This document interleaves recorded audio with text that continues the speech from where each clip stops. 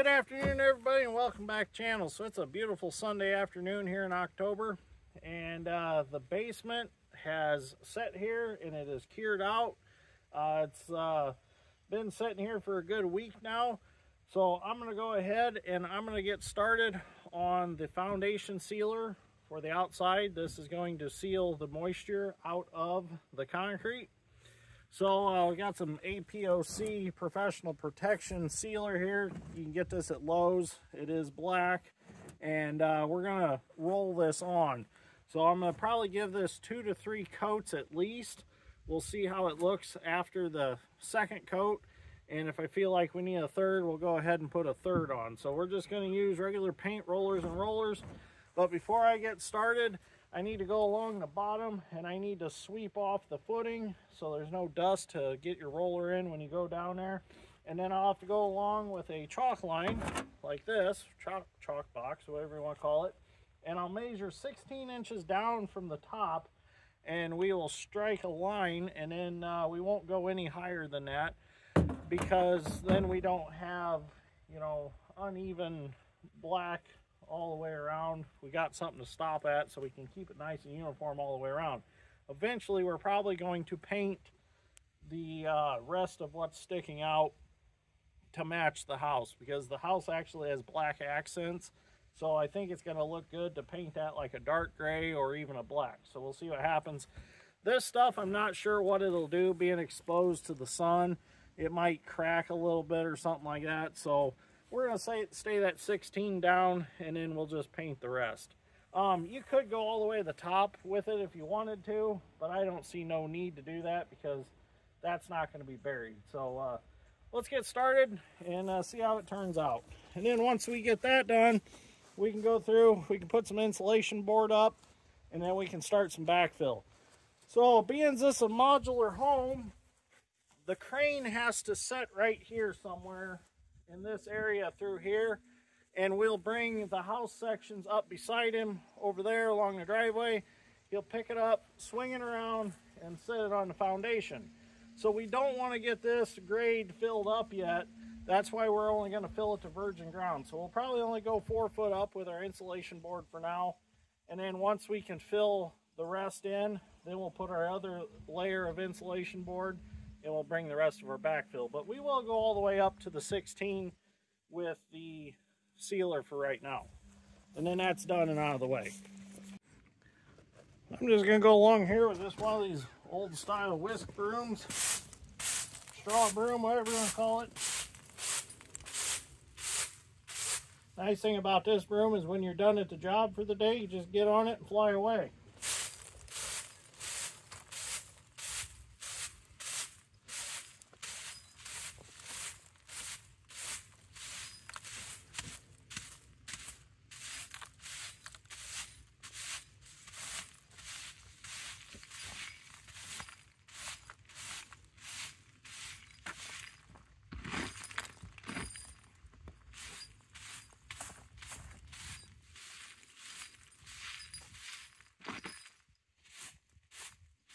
There we go. Now that that's cleaned off, we can go ahead and coat this wall.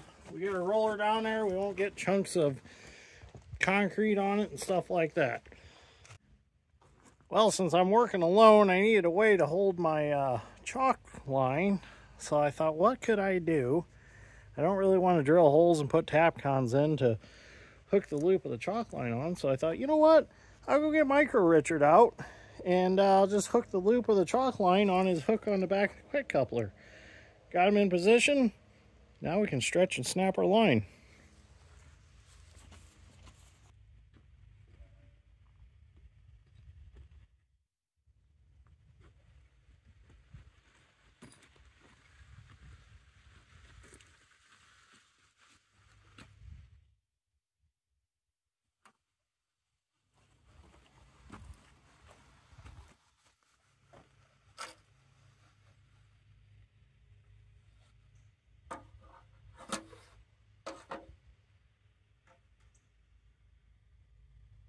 Alright, gotta pull tight, Micro Richard.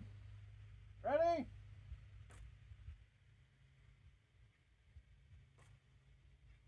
There we go. That'll work. Modern solutions for modern problems.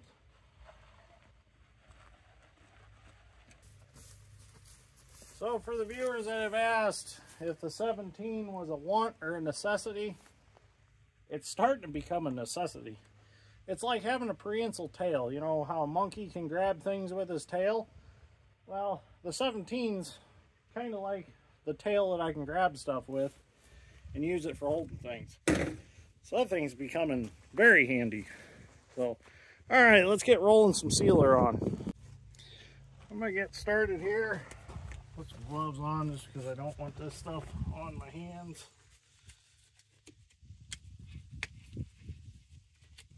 I'm gonna start with a partial bucket that my Uncle Jamie had already, because I just went and got some from him, so I didn't have to run to Lowe's to get it today, so I could get going on this.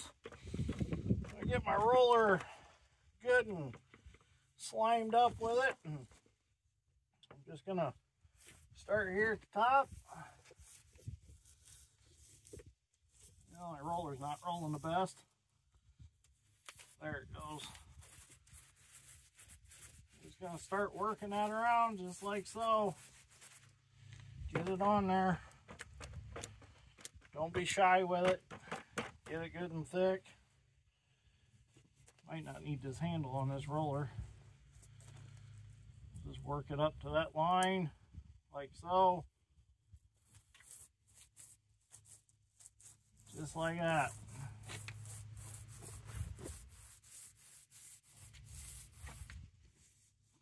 Just keep smearing it on the wall.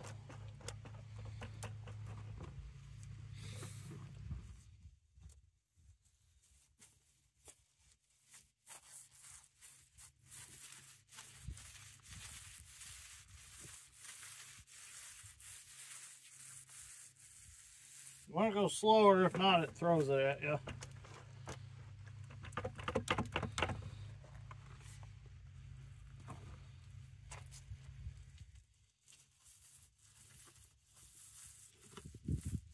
Nice thing is, the smoother the wall, the nicer it rolls on,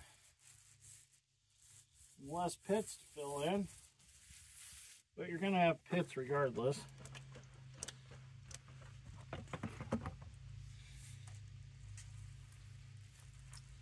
Now, I could have had this sprayed on, but that would have been probably $4,000 or better.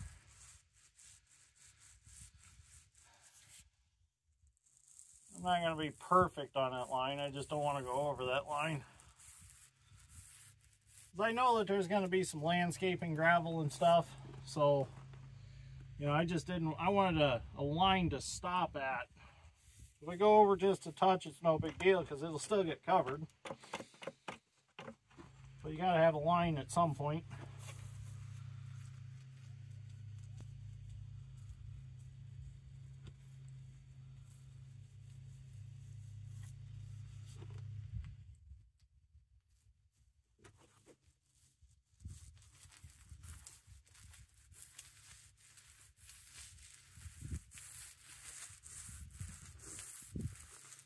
Be the Bob Ross of the basement wall.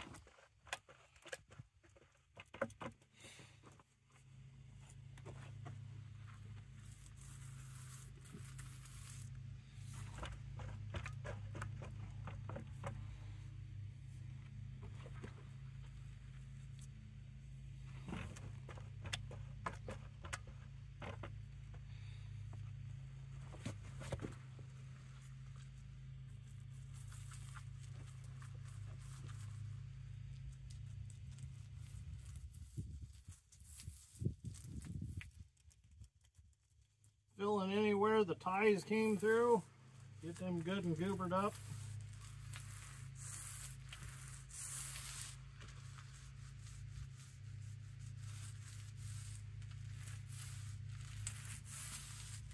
So this is what I'm going to be doing for the next few hours. So no point in videoing at all, but you get the idea what we need to do here. Get that good and coated. Well, good morning. It's Monday morning. Gonna make a early Lowe's trip. I ran out of sealer yesterday for the basement. I went through 3 buckets and a partial. So I'm gonna have to get at least 1 more bucket to finish the first coat, and then I'll have to get all that again for the second coat, and then to replace my Uncle Jamie's sealer that I used. So I'm gonna have to get quite a few buckets of sealer this morning, so hopefully they have it in stock. So I'm gonna go there and get that, head back and finish up what I didn't get finished, and then start the second coat. And then I'm gonna have to quit, and Madison and I are gonna go over to Rochester Homes with Patrick from LaPorte Housing, and we're gonna go on a tour of our new home being built in the factory.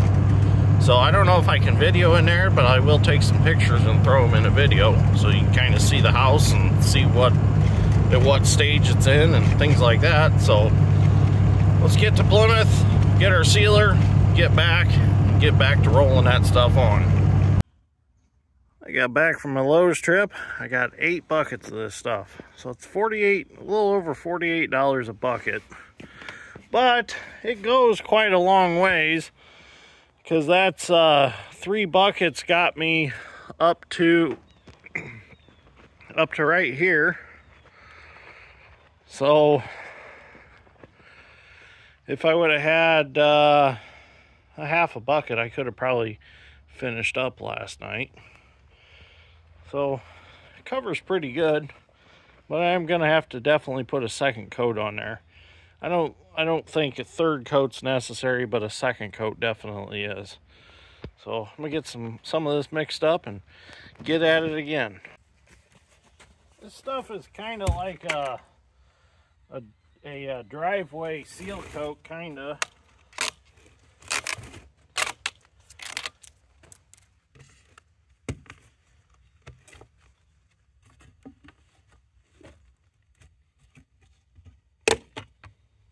I mean, it's like a bucket full of chocolate. Just take cordless drill with a regular paint stirrer on it.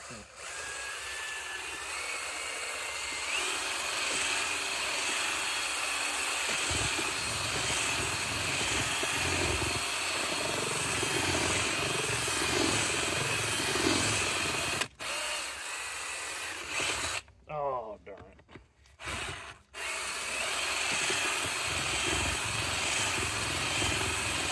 So this is one of the Hart drills from Walmart. I still have all my Hart tools, but they don't ride around in the service truck anymore like originally. The problem was the cold temperatures really sucked batteries dead when they were in the side boxes. So I retired the Hart tools to the shop.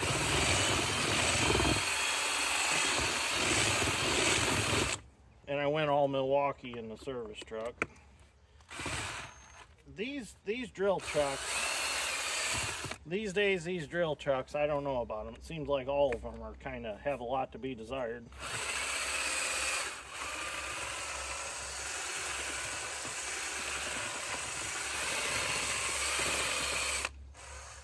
Alright. I'm going to call that good. If this stuff sits for a long time, it gets a little bit of a crusty on the top. It's not really crusty, it's just kind of separates, and you got to mix it back up. But these must be newer buckets because they're pretty suspended already. So now I'm going to get to rolling again.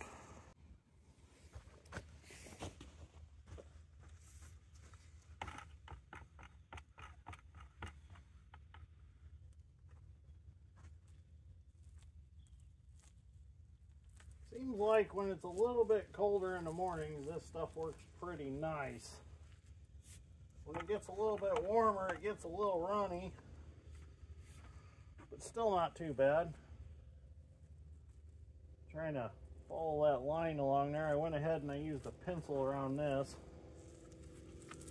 Took a level and measured down my 16 inches, used the level as a straight edge, and marked it. I like to do the seam first. Seam from the corners. I like to do that first. Oh, had a little bit of custom concrete down there. It's alright, it's up a little bit. come back, you're trying to get a good amount of roller behind the scenes, that way it switches in those high poles, and then tie up. Not to take a look, got it in. It's really just dry, it gets hard. You can probably stay in one spot and do 2 to 3 coats pretty quick. And then just move on to, I almost think it's easier to go all the way around, let it set up good, and then do your next coat. Don't make it too much, you're really filling the roll. That looks really good.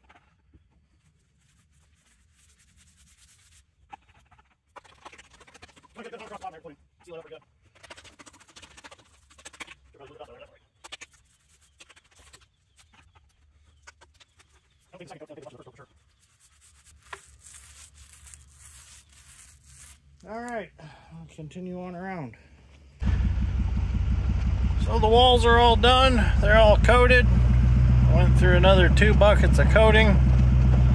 Turned out real nice. So now I'm going to head home and get ready to go to the house factory and check out the house. That looks good, I think.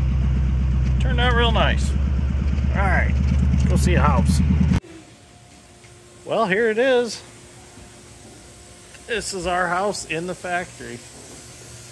Whoa.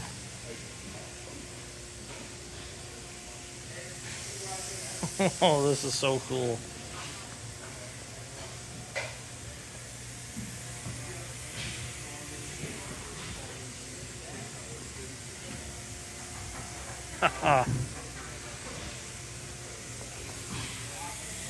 So this one's getting ready to get its frame put under it to pull it to the job site. They're actually not built on trailers throughout the factory, and the reason for that is because they want them to be relaxed on these caster wheels like they're actually sitting on the foundation that they're going to sit on the rest of their lives. This is so cool. It's hard to believe in like about a week and a few days this is going to be out at our property sitting on the foundation that we just made. Of course it gets cleaned up before it leaves. But this is the front of the house. It's so big. Oh, I can't wait to see it set.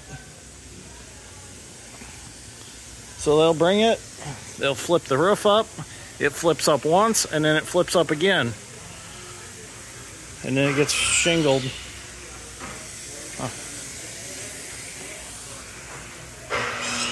So this is out of the garage and into the laundry room. Well, this is the master bathroom. Got a commode room for the toilet. Got a closet area here. Another closet area there. Madison's bathtub will sit in this corner. It's not in there yet. Double sinks. Ceramic shower. So this is the back of the house. This is what's going to face my shop. All we got to do is get the French doors put in here. They didn't have an option from factory for French doors that both of them open, so we had to order that separately, but that was no big deal. I definitely want them to both open so we can move stuff in and out.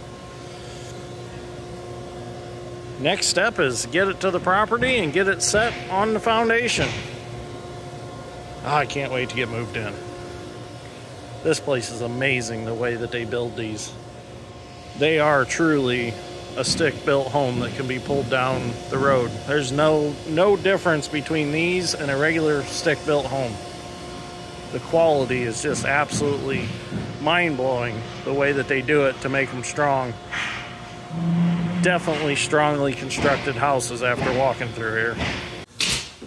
So another cool thing is all the wires stubbed out. So this wire corresponds with that box over there. So when these are put together on the foundation, they just bring that wire over here, wire it up, that one to that one, and that's all it takes to wire it up. Alright, so we got to see the house yesterday in the factory, and now George and I are here this morning. We're going to attempt to pick the 17 up with the 220 Hyundai, and we're going to set it in the basement and use them for digging in the perimeter drain in the basement. So we'll see how this goes. It shows how to lift him in the book, and I know the 220 is capable of doing it. We just got to figure out how to rig him up exactly, because we don't have the exact rigging that the book shows. So we're going to get creative and see what we can do, because we got to get him in there, in the deep part. Well, according to the book, the 3 lifting points are A, B, and then this is lifting point C on the back of the boom. So the only thing that we're short actually of being able to pick him up just like the book is having a spreader bar to put between our straps. So that might be what we need to figure out. Or George and I thought we'll just take out, there's like 8 bolts that hold the ROPS on. We might just take the ROPS off, set them off, and then we might not need the spreader bar at all. So we're gonna rig him up, stretch everything out, and see what it looks like.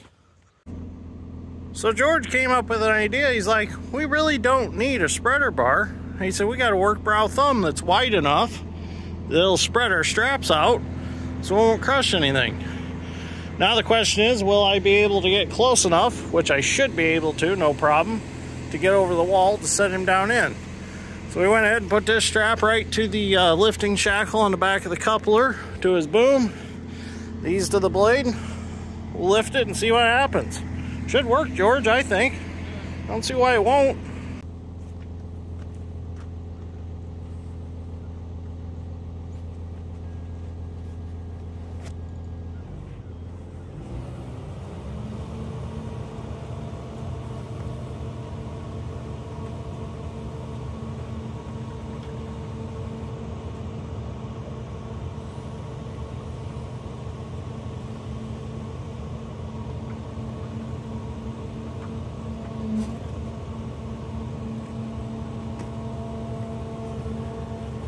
Off the ground.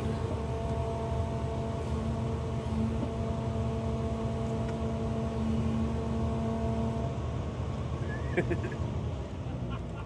awesome.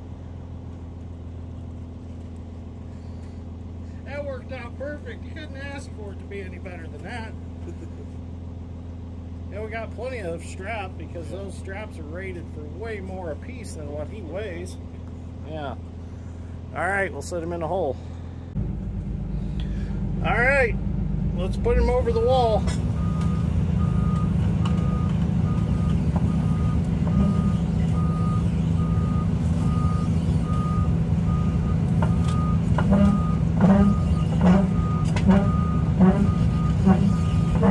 This is nice that we can do this because we know how to do it now if we ever need to do it really quick on a job. We know it can be done. It's kind of nice when you can experiment with stuff like this.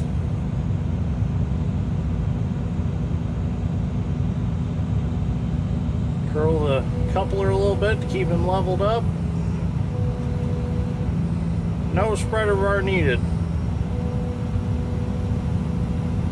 Now we can do all of our digging.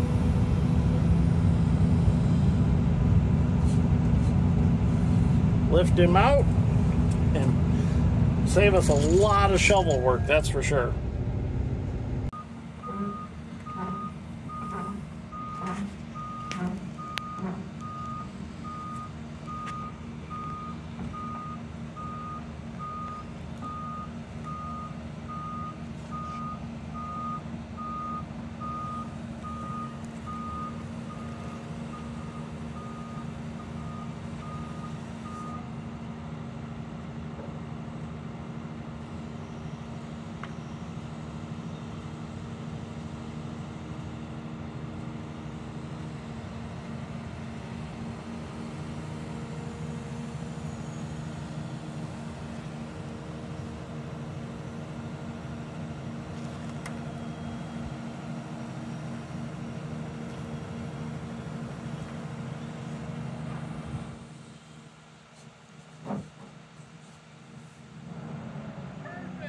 It's in there. It puts the 17 in the hole.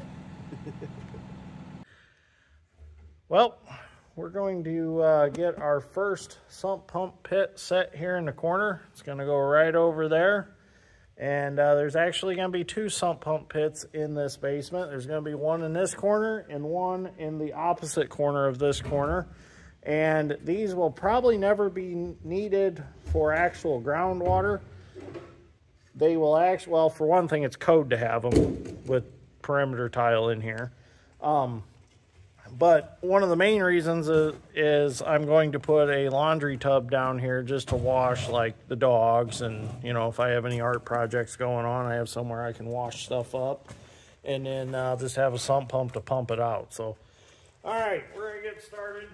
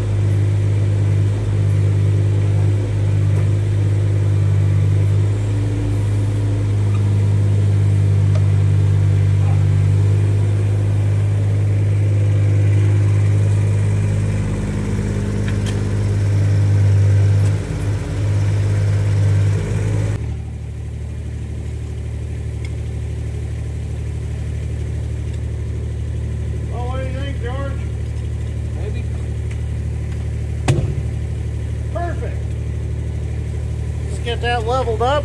Should be plenty deep. Because we're going to put 4 inches of concrete in this basement. And we want to keep that rim, that top rim of that sump pit about a 1/2 inch lower than that 4 inches. So we're going to set that at 3.5, and then it'll have just a little bit of slope around it. So should be nice.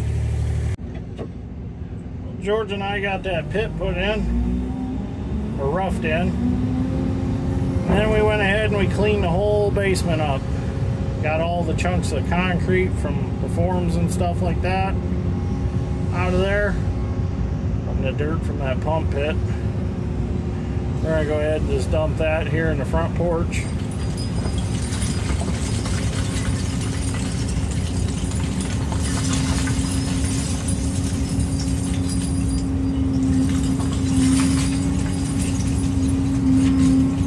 Scatter it out through there, use it as fill.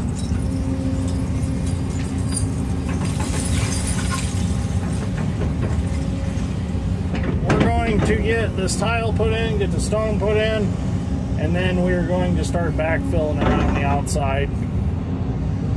Got the insulation to hold up, and then we'll get the backfill in and get it prepared to get the concrete trucks close enough to get the floor poured. But right now it's lunchtime.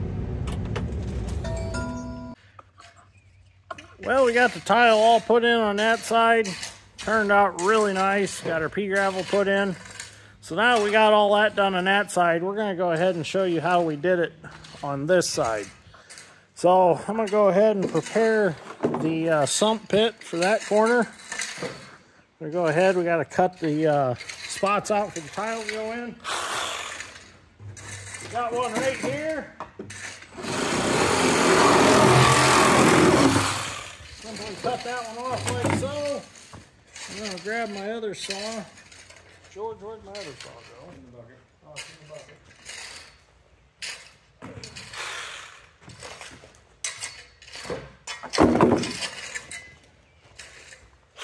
Now both of these holes you can just shove your tile right in.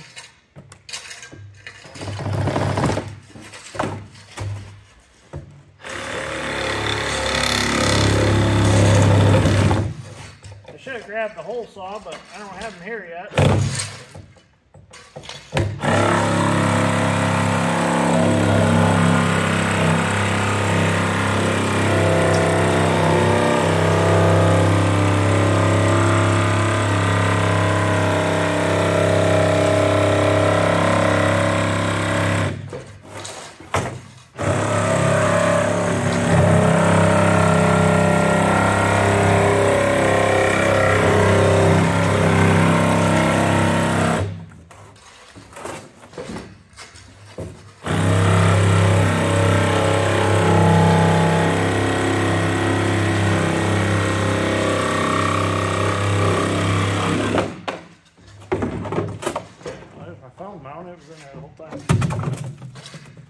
Alright, so we are ready to put that in the corner and hook up to it.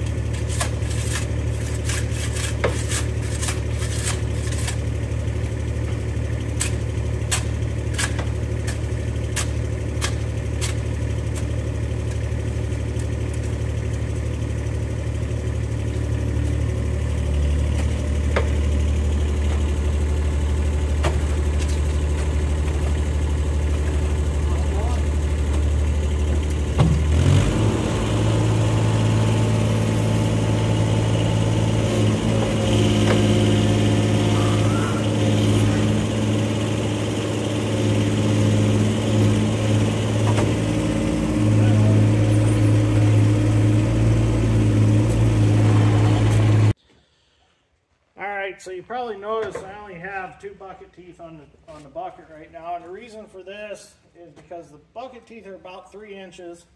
So what we've been doing is we've been taking them and we've just kind of been roughing up where our trench goes. Being this dirt has got some clay in it, it's hard to dig. So we found that if we just bust it up with the teeth as we go, then we can shape it with a tile shovel or tile spade. So I'm going to start along this wall, and I'll start peeling that out, and then George will just go along and shape it with the shovel. I wish I had a little narrow bucket. I almost was going to make something that was offset of the bucket out of like C-channel just to make me that little trench, but this works all right. It worked real good along the other wall.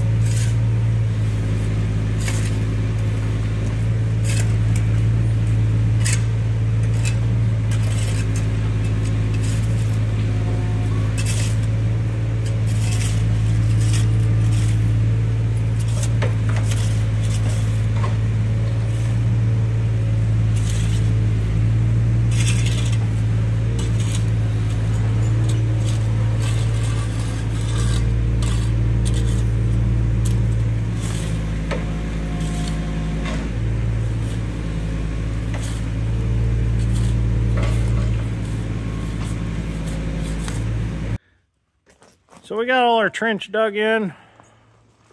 Turned out pretty good. We're gonna go ahead and get our tile hooked up to our sump pump pit here. Can't hardly talk this afternoon. Let me get this camera where you can see it. We got two 200-foot rolls of tile, and we're working on what's left of the first 200-foot roll.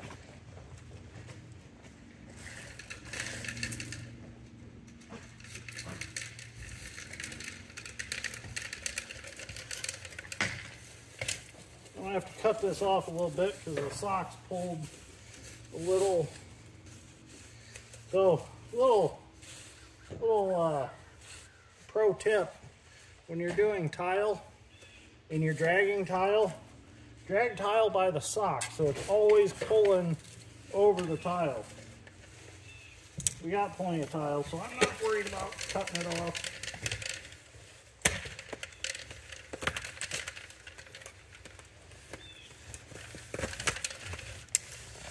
Now George got me a little more sock.